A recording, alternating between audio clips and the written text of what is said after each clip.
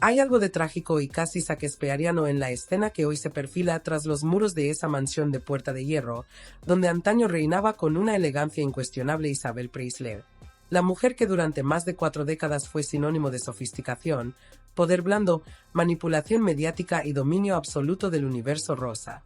Una figura que supo rodearse siempre del marido adecuado, del diseñador preciso, del periodista afín, de los silencios estratégicos.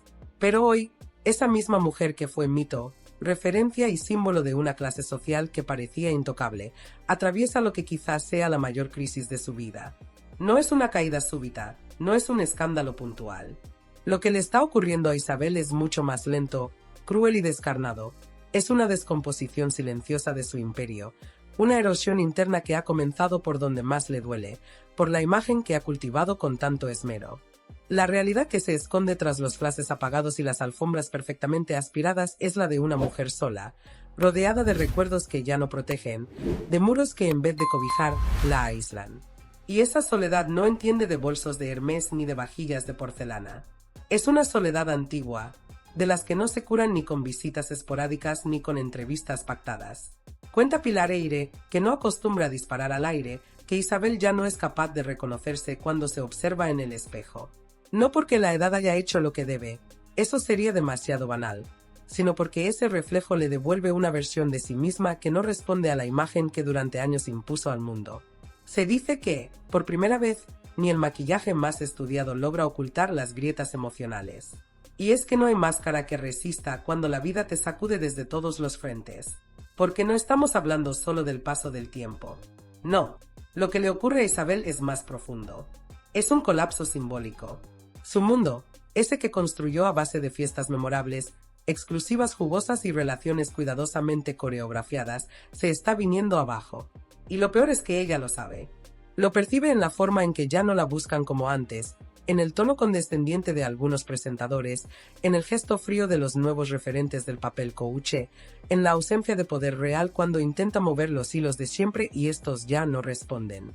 Isabel Preisler fue, durante medio siglo, una estratega del encanto, una gestora implacable de su propia narrativa. De Julio Iglesias a Carlos Falcó, de Miguel Boyer a Mario Vargas Llosa, cada paso sentimental estaba perfectamente calculado para sostener una imagen de mujer deseada, admirada, inalcanzable. Y fue precisamente con el escritor peruano con quien, según los que saben, comenzó el verdadero derrumbe. La ruptura con Vargas Llosa no fue simplemente un final amoroso. Fue el desmoronamiento de una estructura construida durante décadas sobre apariencias, pactos tácitos y silencios estratégicos. Pilar Eyre sostiene, con pruebas y fuentes cercanas, que Isabel urdió un relato ficticio sobre celos y cartas filtradas para no tener que reconocer lo que para ella era inadmisible, que alguien, y nada menos que un novel, la había dejado. Por voluntad propia. Sin escándalos. Sin discusiones. Solo por hastío. Eso, para alguien que siempre manejó las salidas a su antojo, fue un golpe que todavía no ha logrado digerir. Y aunque en televisión mantuvo la compostura y repitió con frialdad que estaba bien, que no pasaba nada, los que la conocen aseguran que mintió con cada palabra. Que detrás de esa sonrisa inmutable se escondía una devastación emocional absoluta. Federico Jiménez Los Santos, que tampoco se caracteriza por la piedad, lo ha dicho sin rodeos. Isabel vive atrapada en su propio ego, incapaz de aceptar que alguien decidiera prescindir de ella. Asegura que el abandono de Vargas Llosa le provocó una crisis existencial como pocas, de esas que te obligan a cuestionarte incluso la decoración de la casa. Y en el caso de Isabel, esa casa siempre fue el último bastión de su control. Un templo, un escenario. Y ahora, ni siquiera ese espacio responde a sus reglas. Porque lo que allí ocurre ya no depende solo de ella. Hay nuevas presencias, nuevas dinámicas. Y, sobre todo, nuevas tensiones. La verdadera herida, sin embargo, no se la infligió ningún exmarido. Ni siquiera Vargas Llosa, con su huida discreta pero definitiva. Lo que ha desmoronado por dentro a Isabel ha sido el ascenso fulgurante de su propia hija, Tamara Falcó, la marquesita que durante años fue casi una extensión de su figura pública, la que apareció en las portadas solo como comparsa de la madre y que ahora se ha convertido en la protagonista absoluta de un cuento mediático que Isabel ya no controla.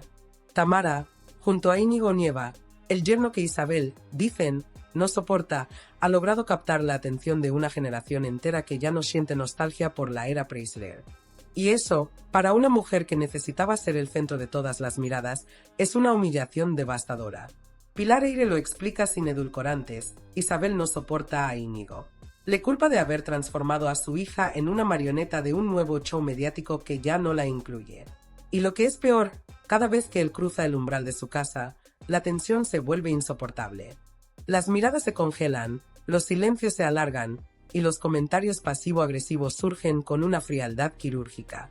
Se dice que Isabel le lanza dardos verbales con una sutileza afilada, como quien esconde veneno bajo la laca. Pero la realidad es aún más incómoda. Tamara ya no se rige por las normas de su madre. Y eso, para Isabel, es más duro que cualquier traición amorosa. Y como si todo este hundimiento emocional y familiar no bastara, también se han caído las columnas que sostenían su prestigio empresarial.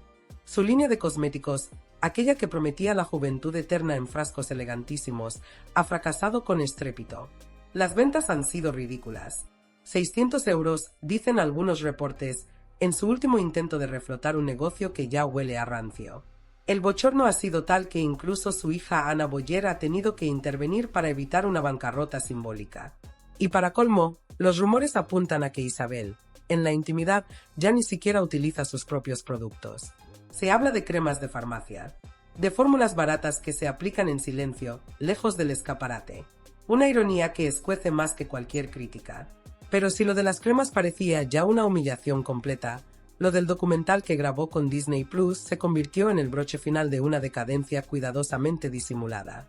Rodado en junio y centrado absurdamente en la decoración navideña de su casa, fue calificado por la crítica como superficial, hueco, innecesario. Un monumento a la banalidad.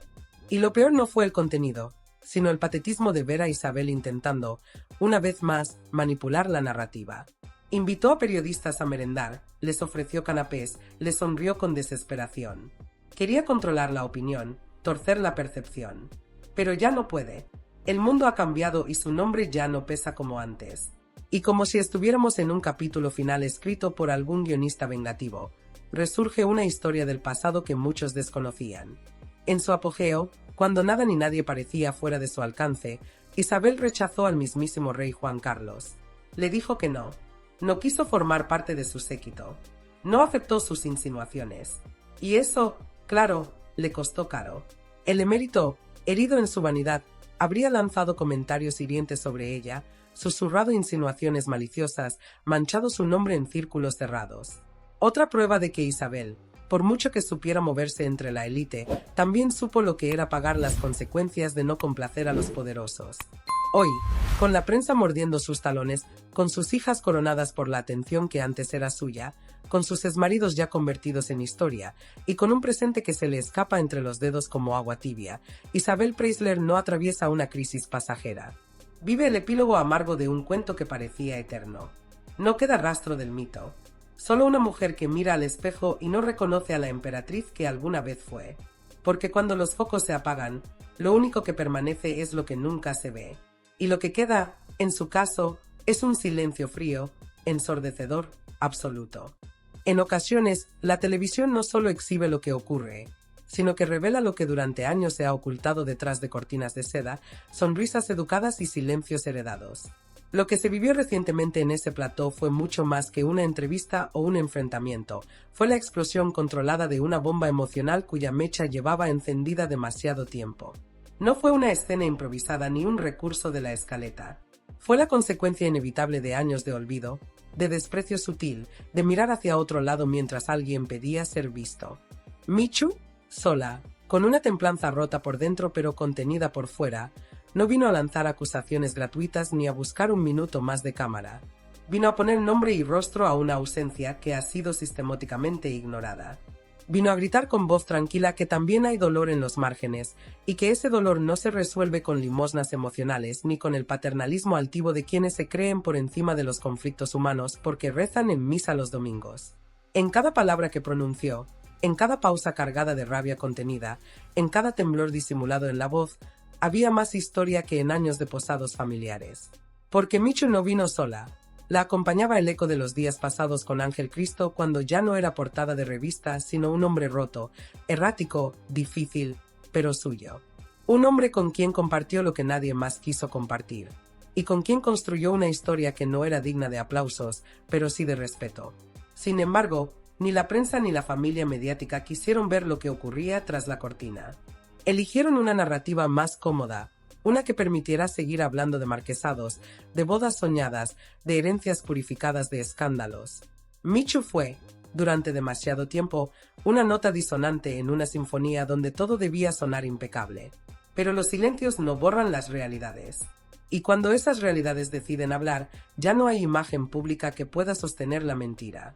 Lo más desgarrador no fue lo que se dijo, sino lo que se insinuó entre líneas, lo que se deslizó en forma de decepción, de traición disfrazada de distancia, de frialdad calculada. Tamara Falcó, vestida como siempre con la elegancia de quien ha sido educada para no despeinarse ni cuando el mundo arde, eligió una vez más la indiferencia como escudo. Respondió con evasivas, con ese tono de aparente mesura que esconde una violencia todavía más cruel, la de no reconocer. No se trataba de tomar partido, ni siquiera de amar. Bastaba con reconocer. Bastaba con decir sí, sé quién eres, sé que estuviste ahí, sé que existes. Pero ni eso. En vez de tender una mano, eligió retraer el alma. Dijo que no le constaba que Michu hubiera sido pareja de su hermano. Dijo que no podía opinar, que no sabía. Pero todos supimos que sí sabía. Porque todos sabemos. Porque cuando una mujer forma parte de la vida de alguien durante tantos años, no hace falta un certificado para validarla. Hace falta humanidad. Y eso, en este caso, brilló por su ausencia. Y fue entonces cuando Michu rompió la contención y se desbordó con la dignidad de quien ya no espera ser aceptada, pero exige al menos no ser negada. No gritó, no humilló, pero sus palabras fueron golpes certeros, sin aspavientos, sin dramatismos vacíos. Golpes de verdad, de esos que no necesitan adornos porque son irrebatibles. Dijo lo que Tamara no quiso escuchar, que ha sido ignorada, borrada, silenciada. Que su hija, una niña que lleva la misma sangre que los Falcó Preisler, ha sido tratada como un error. Que no hay una foto, ni una llamada, ni un gesto. Que la marquesa que predica el amor cristiano ha sido incapaz de mirar a los ojos a una criatura inocente solo porque su origen no encaja en su escaparate moral. La escena se volvió aún más dolorosa cuando se hizo evidente que lo que estaba en juego no era un testamento ni unas joyas ni un título nobiliario, sino algo infinitamente más humano, el derecho a existir. El derecho a ser parte de una historia que otros han querido escribir sin contar con todos sus protagonistas. La hija de Michu no solo ha sido privada de un legado material, ha sido privada de un apellido en el sentido emocional más profundo. Y esa orfandad simbólica, provocada no por la muerte sino por la voluntad ajena, es un acto de violencia que no se puede disimular con sonrisas de compromiso ni con frases espirituales ensayadas. Es el reflejo de una estructura familiar que solo admite lo que puede controlar, lo que puede embellecer, lo que puede mostrar sin que le tiemble la máscara. Lo que Michu denunció, con la serenidad de las heridas abiertas, no es una disputa doméstica. Es una cuestión de dignidad, de memoria, de justicia. Porque detrás de cada desplante hay una niña preguntándose por qué no es suficiente. ¿Por qué su existencia molesta? ¿Por qué tiene que crecer sabiendo que su padre fue amado por una mujer pero ignorado por el resto? Porque en esa familia que tanto habla de valores, hay espacio para todos menos para ella. La frialdad con la que Tamara ha gestionado esta historia no puede justificarse con educación aristocrática ni con prudencia mediática. Se trata, simplemente, de insensibilidad. De una falta de compasión que desmonta todo su discurso público. Porque la verdadera prueba de fe no está en ir a misa ni en firmar libros de recetas bendecidas. Está en mirar al que sufre y no darle la espalda. El espectáculo televisivo, siempre hambriento, se relamió ante este drama.